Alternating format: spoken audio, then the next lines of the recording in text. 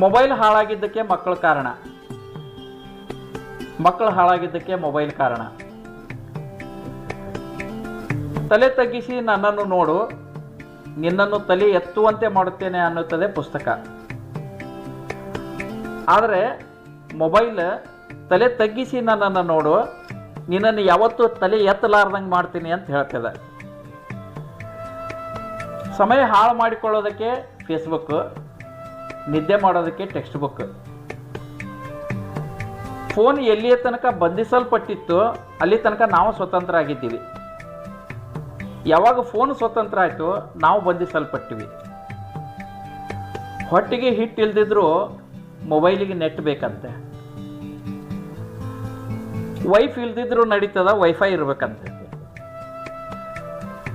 ಹಿಂದಿನ ವಾಸ್ತು ಬೇರೆ, ಮನೆ